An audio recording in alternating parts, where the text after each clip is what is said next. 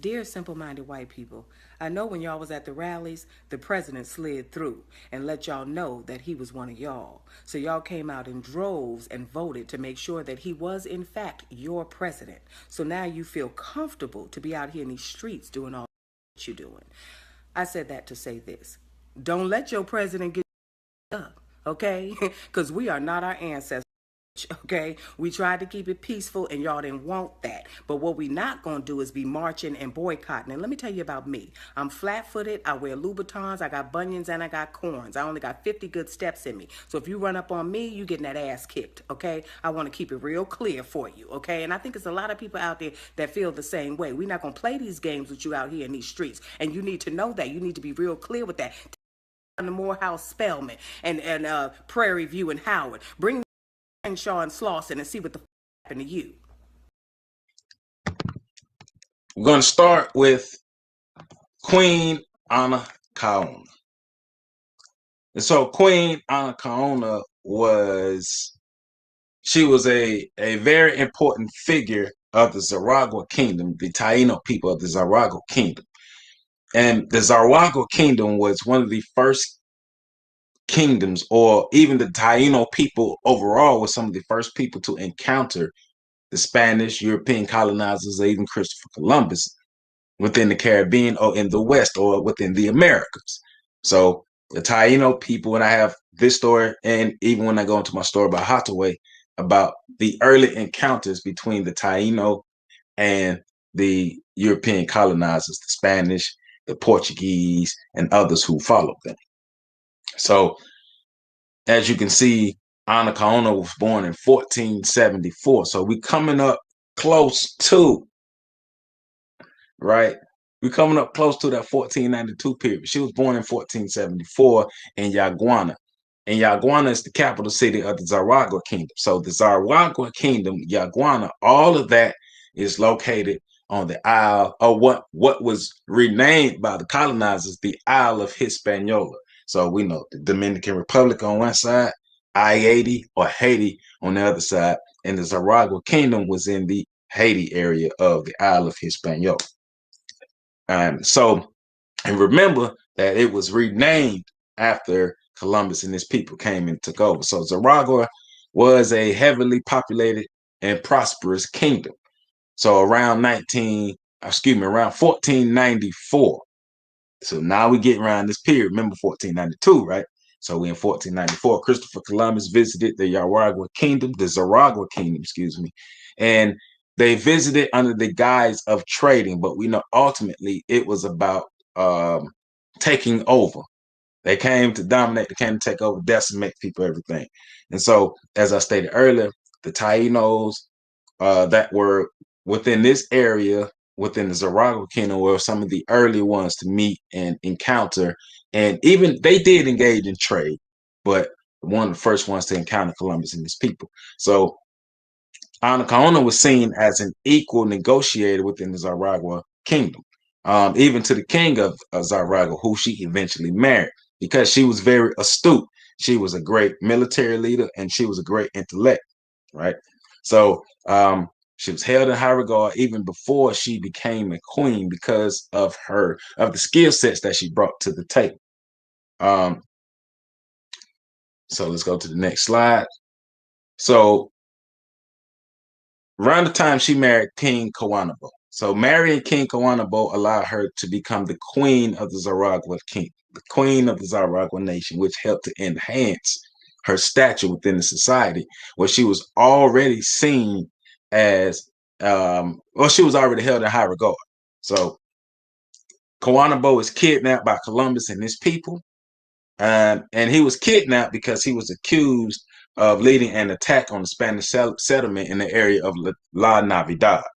So Anna Kaona was able to escape Maguana, the city of Maguana. She was able to escape it. She returned to Zaragua, and she escaped just in time, just in the nick of time, right before Maguana was overran by the Spanish, and she was able to move freely for a more extended amount of time, going back to Zaragua. And Zaragua was one of the last areas to be overran by the Spanish. So There was only one thing left to do. If you're being invaded by outsiders, there's only one thing left to do, and that's fight back. So Anakaona, being the leader that she is, being the intellect that she is, and the person with the military skills that she has, she organized her people so they can fight back. That's what you're supposed to do. They fought back. Now, eventually, they were defeated. Eventually, they were defeated by the Spanish, but they fought back. So, in 1502, when Governor Nicholas Ovando he came in with some slick ideas and things, and they arranged a meeting between Anacaona and her noblemen and Ovando and his folk. Red flag, red flag, red flag. And as I keep going, you're going to understand why. So the meeting turned, or the reception of the meeting, excuse me, turned into an ambush by Ovando and his people. So Anacaona's noblemen were killed off, and Anacaona herself, she was seized by the Spanish. So, and Ovando, when he came over, when he was shipped over from Spain to the Isle of Hispaniola, he was shipped over and he brought at least 2,500 Spanish troops with him. So they came in with the idea of domination, right? So Anacaona and her noblemen, they threw the reception, and they were showing the governor love and all these things. And remember, at this time, we're talking about initial meetings, early encounters. So they were not aware of the true or the overall vile nature of the Europeans. You got to remember, Europe dumped this human garbage can into the West. I'm gonna say that again. Europe dumped its human garbage can into the West and the rest of the world. So that's why a lot of the encounters with indigenous people and Europeans turned out to be horrible encounters for the indigenous people, because Europeans they kicked the worst of the worst out of Europe. So if the worst of the worst got kicked out of Europe, that's how you know all them folk was messed up, right? So Anacaona was captured, her noblemen were killed, and she was basically hung. She was hung. She was killed. She was hung. She was executed. She was lynched, whatever you want to call it. Like all of our freedom fighters, she was killed for fighting back. Remember, she was killed for fighting back. She wasn't killed just because they wanted to make her a concubine. They literally gave her the option. They was like, hey, you can either be a concubine or you can die. And she chose the honorable path, which is death. Why would I choose enslavement over freedom? So a lot of people see death as finite, like it's the end. No, death is freedom in a lot of aspects. And in this aspect, for her, death was freedom. So she was 29 years old. She became a leader, a queen and a leader within the Taino communities, right? And one of the first to negotiate and fight back against Columbus and his Spanish troops, and Governor Ovando and his Spanish troops as well. So this is a quick run, an introduction to you of Queen Anacaona. So we're starting early. People fought back. All right, from early encounters, even in Africa, people fought back. Now, we're talking about superior weaponry as well. That's why the Europeans were able to come over and conquer the way they did, because they had warlike culture and they had superior weaponry. See, when you bring warlike cultures into and you encounter people who aren't warlike, who don't have guns and cannons, you're gonna have an advantage. Gonna have a slight advantage. So Queen Anacaona is our first freedom fighter who led her Taino people in the Kingdom of Zaragua, fighting against the Spanish Christopher Columbus, Governor Ovando, because they were fighting to remain free. And this was the beginning of the Europeans taking over the West.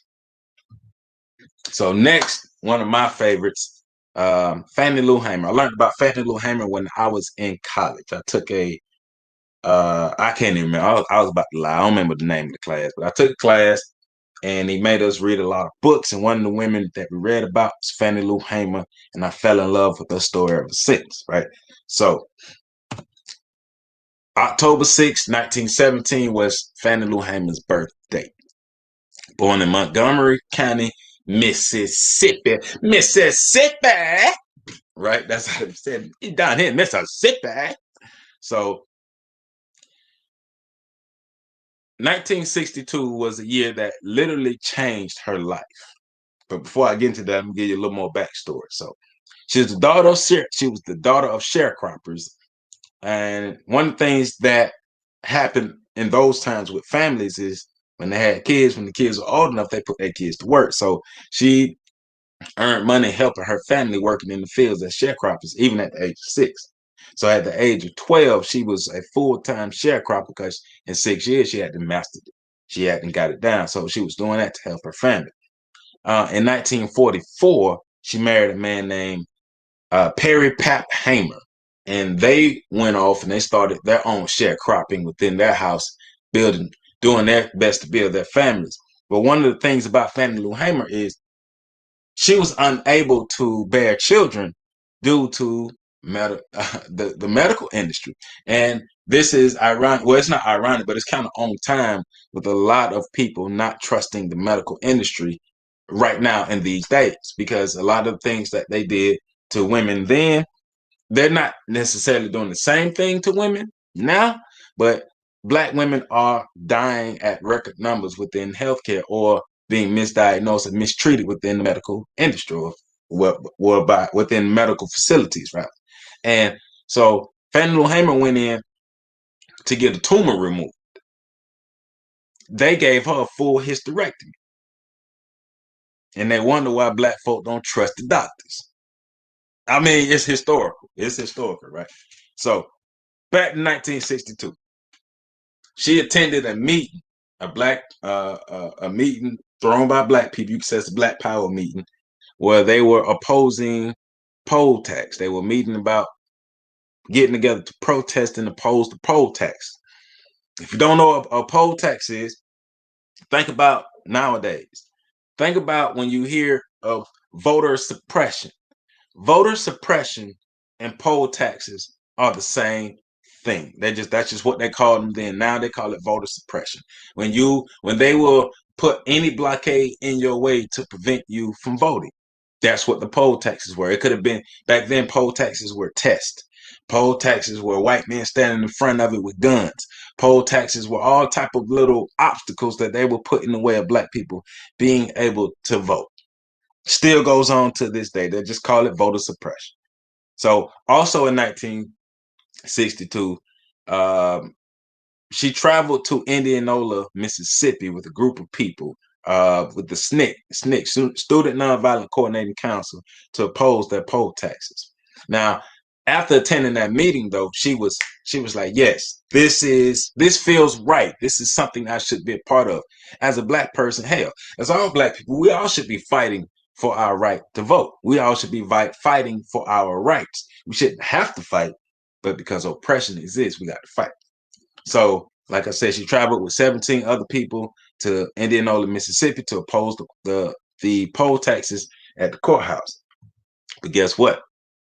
When they got to Indianola, Mississippi to oppose the poll taxes, you think the people were happy about it? No. They were met with force. They were met with force by the local police departments. They were met by force by local militias or terrorist groups. What I like to use, terrorist groups, not necessarily militias. So she lost her job and was kicked off the plantation that she lived on when word got back to where she was living that they were fighting poll taxes. They were opposing poll taxes. So she was literally rendered, well, they thought they rendered her helpless because taking her job and kicking off the plantation that she lived on. But she said, they kicked me off the plantation. They set me free. It's the best thing that could happen. Now I could go work for my people. See, it's a mindset thing, people. Freedom is a mindset. Liberation is a mindset. That's why they work so hard to teach us and I guess you could say mold us in a certain way, condition us to act a certain way, to behave a certain way. Freedom and liberation is a mindset followed by actions.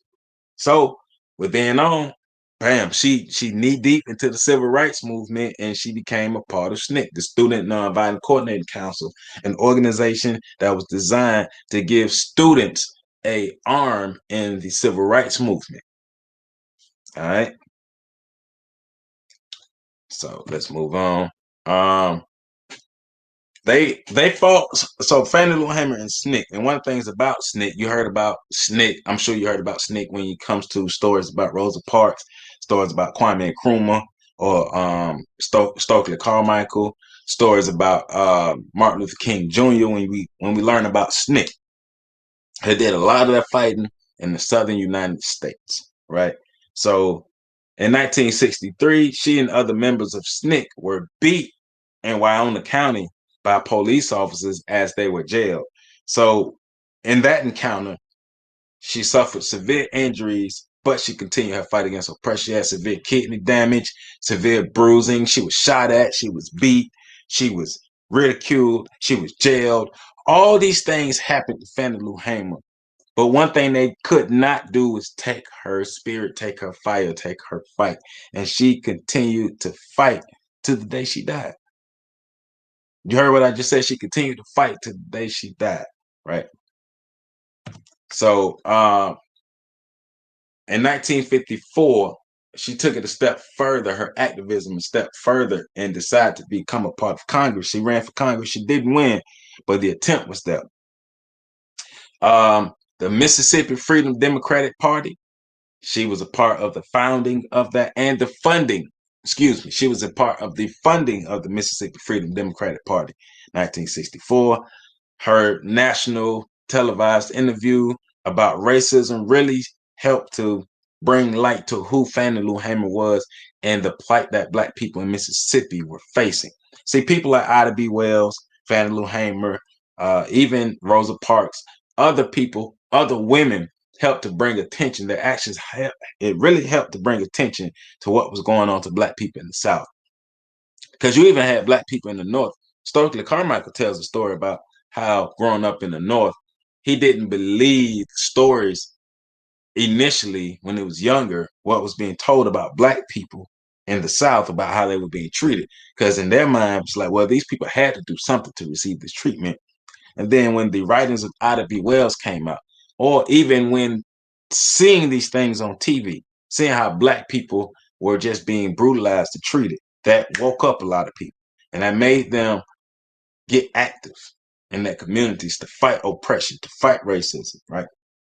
Led by, well, following in the actions of leaders such as Fannie Lou Hamer. So one of the things she also thought about was our people, we need businesses, we need money, we need funding, we need wealth.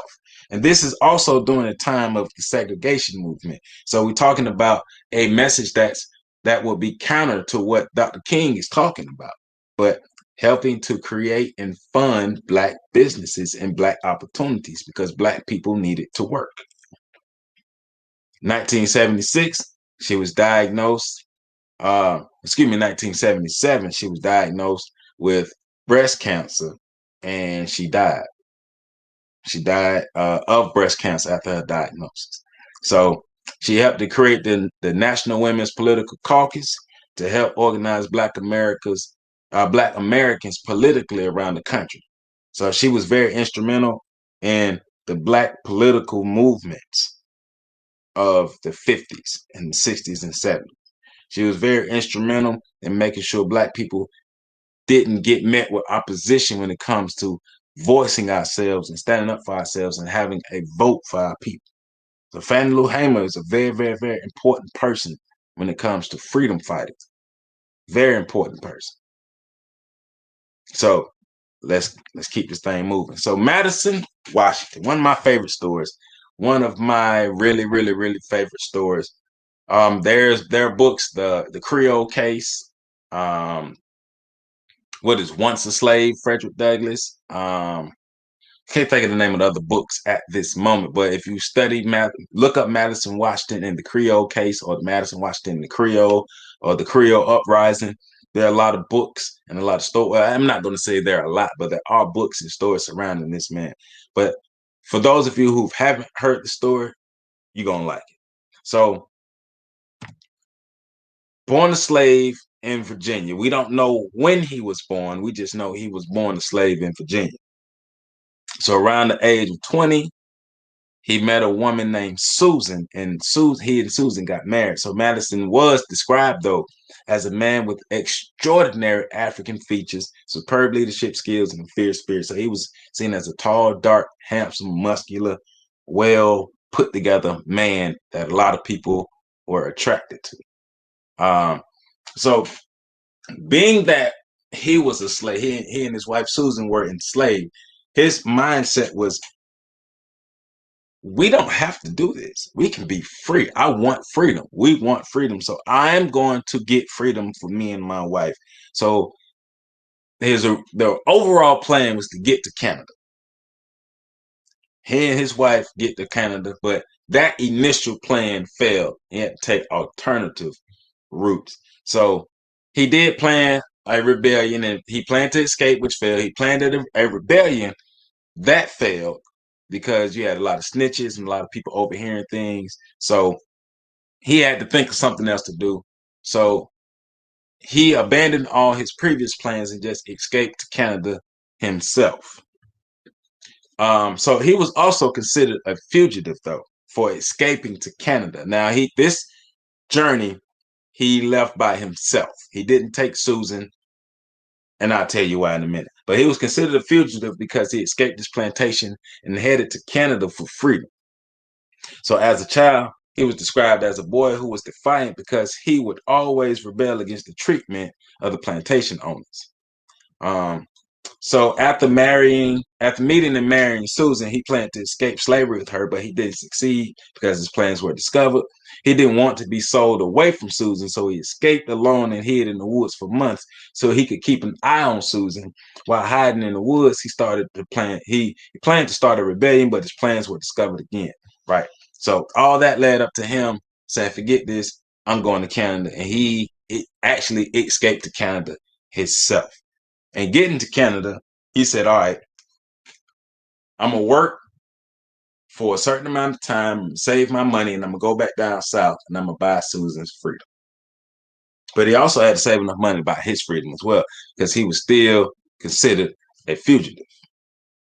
So one of the things that happened when Madison was working on the farm, because he was in Canada working on the farm for a man named Mr. Dickinson.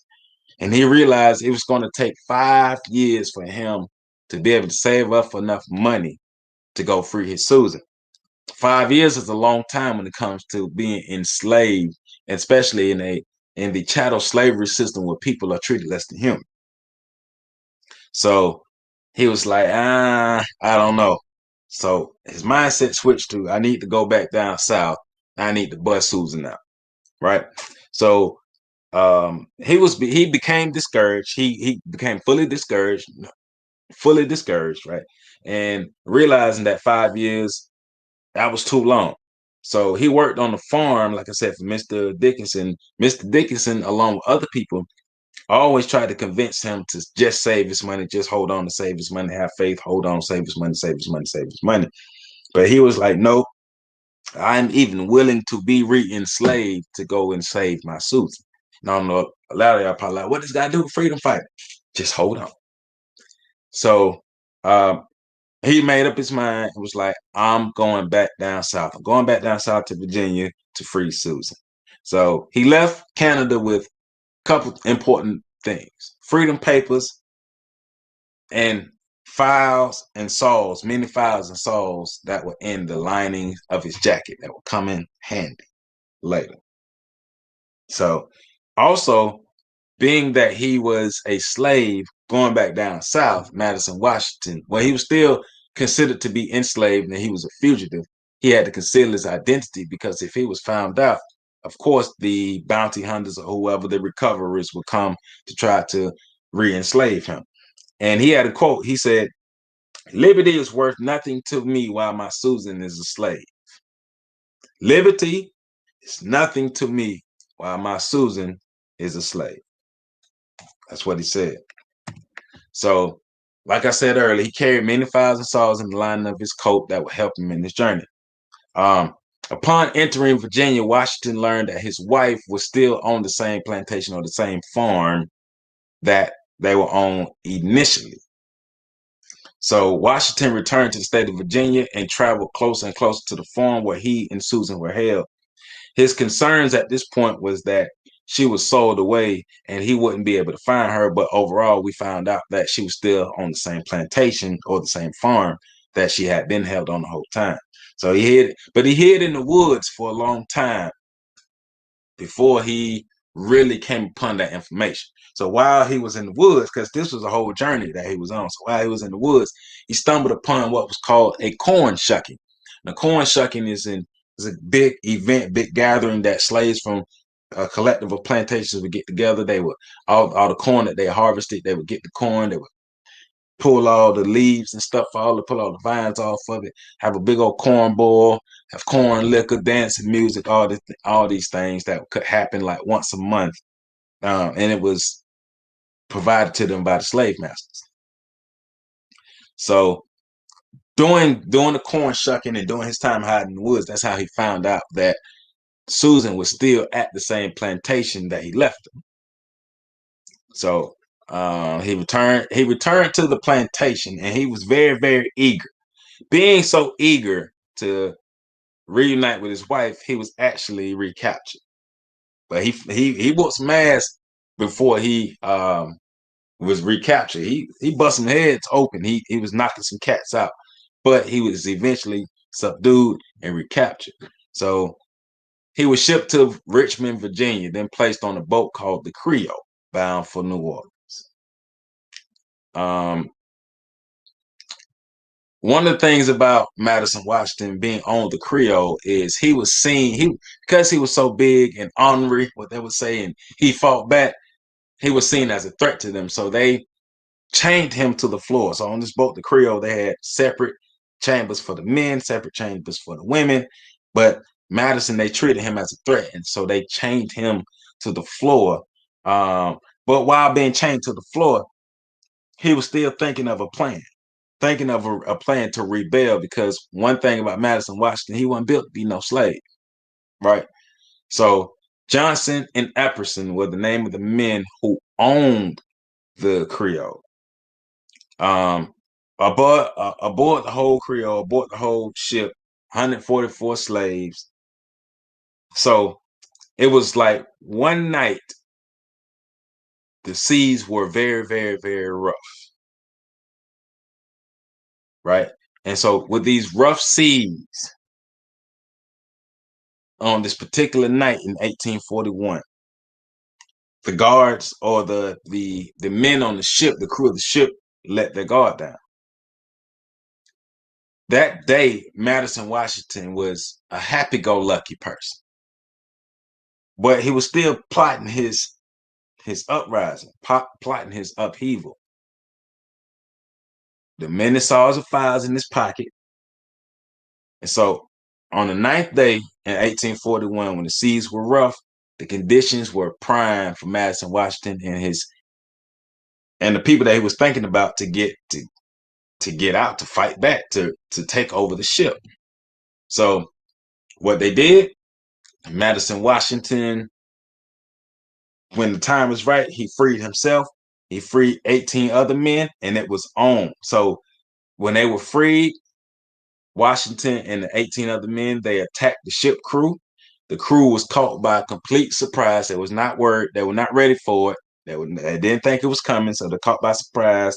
And so it was easier for Washington and his men to overtake the ship, to overtake the crew of the Creole, because he caught them by surprise.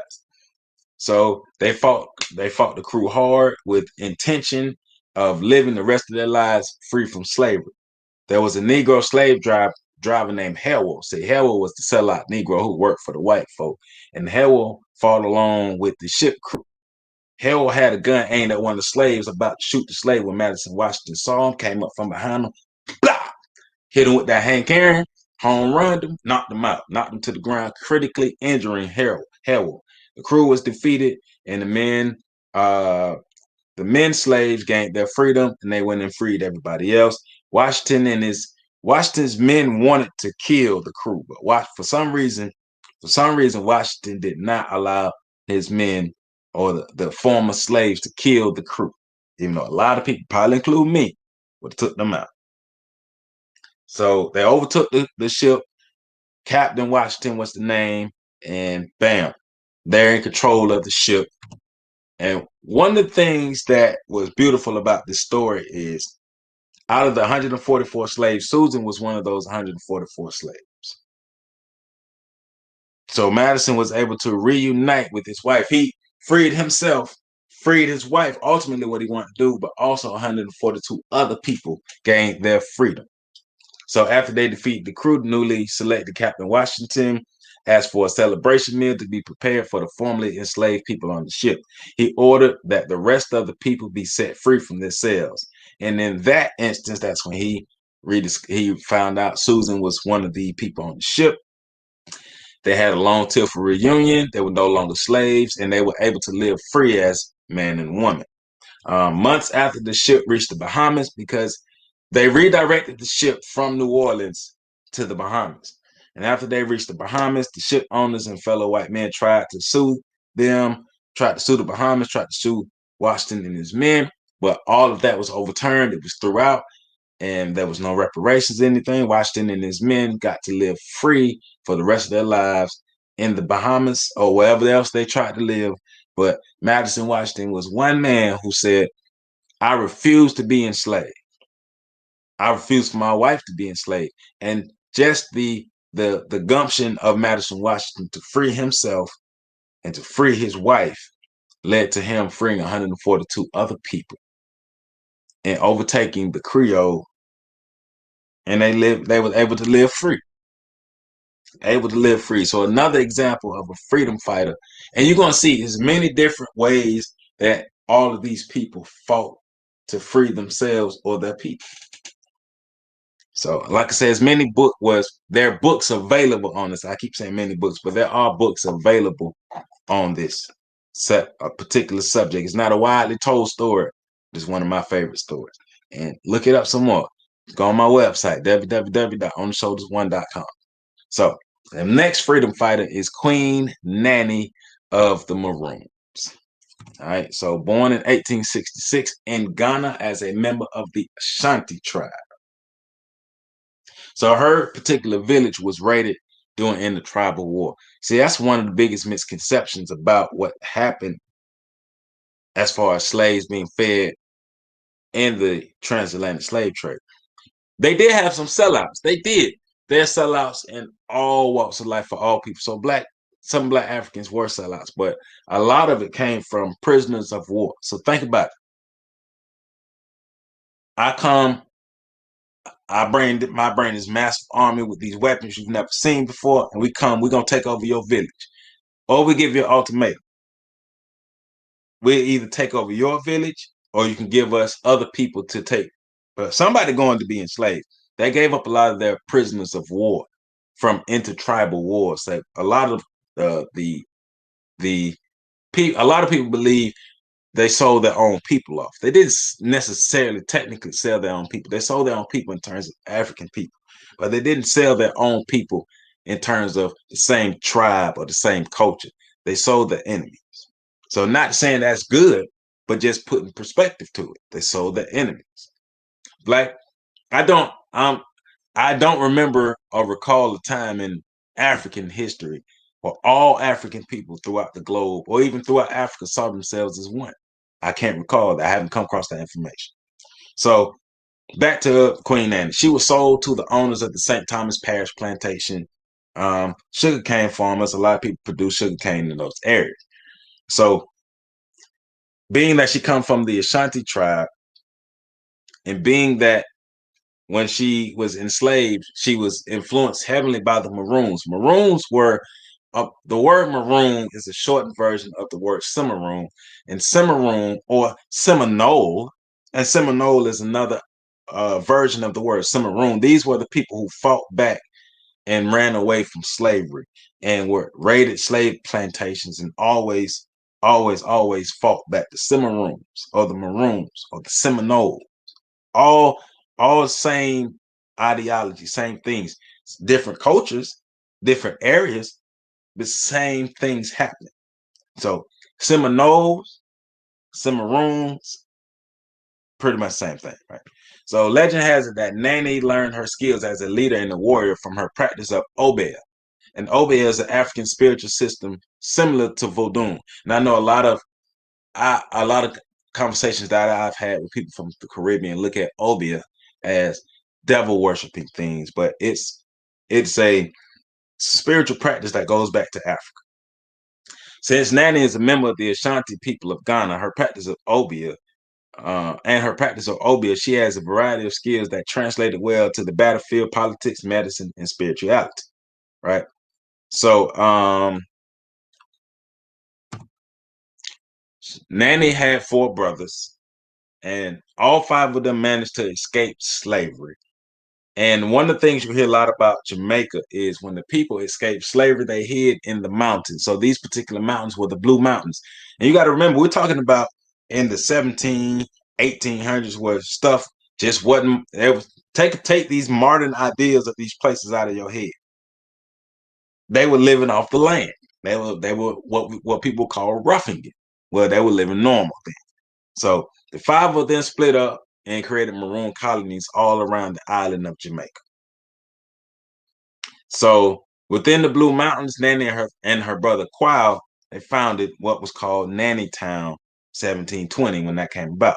And Nanny Town, like a lot of the other maroon colonies or the maroon stations, where they were placed in strategic fashion. They were built in places strategically to give them an advantage over the enemy. I need to be able to be in the place so rough it's hard for them to get in. They're gonna lose a lot of lives trying to get in here, or they can't even get in here at all. So they were very strategic about where they built their settlements. So um, the British did try to raid Nannytown and other settlements a lot, but once again, because of where they were positioned, it didn't help. It made it more difficult. So you know how everybody talk about black owned everything, self-sustaining community, self-sustaining. Nowadays, that's not a new idea. Black people creating black self-sustaining communities has happened since the beginning of time. This is something we need to re-engage in, practices that we need to re-engage in. So they created these settlements within the mountains and they sustained themselves. They didn't need the help of the slave masters. That made them even more dangerous and even more of a threat to white life, because remember, they were raiding plantations and freeing people. So Queen Nanny and her brothers and all the other Maroons, they were the ones who say, you know what, we're going to fight back against oppression and we're going to free as many people as possible. So the people of Jamaica, the black people, the indigenous people, the Tainos and the indigenous people, and the people who were enslaved who became free, they praised Nanny. Nanny was seen as a hero to those people. Nanny was somebody who was upheld and revered. 1733, eventually Nanny and her Maroons were defeated by the British. Like I said, these people were able to fight for a while, but because of resources, firepower, manpower, they were able to eventually defeat some, not all, but a good portion of black freedom fighters. And subsequently, Nanny died fighting for freedom. She died, the British soldiers killed them, but she died fighting for freedom. And one of the sellouts we all talked about sellouts. One of these sellouts, or what they call loyal slaves, was William Koofy. And William Koofy helped the British be able to locate and defeat the Maroons, his people. He was a member of a sellout group of hired black soldiers called the Black Shots, who worked with plantation owners to halt rebellions. So it's a good place in hell right now for somebody like William Koofy.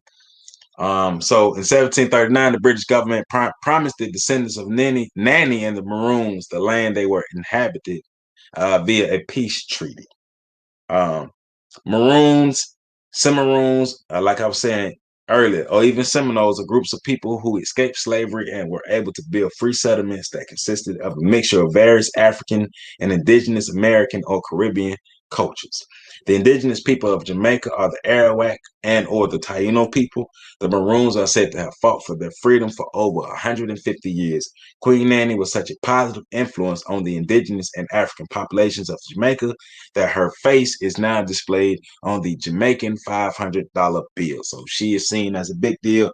Go get you a Jamaican $500 bill. Queen Nanny right there. Another freedom fighter, another person, a woman. And see, the misconception is women are dainty, women are soft, women been kicking ass since the beginning of time, especially black women. Don't let nobody tell you. Black women bring balance to the table. They can nurture you and kill you at the same time. So Nanny's remains are buried at Bump Grave in Moortown, a community established by the Windward Maroons. So this is a depiction of Queen Nanny on the Jamaican $500 bill. To another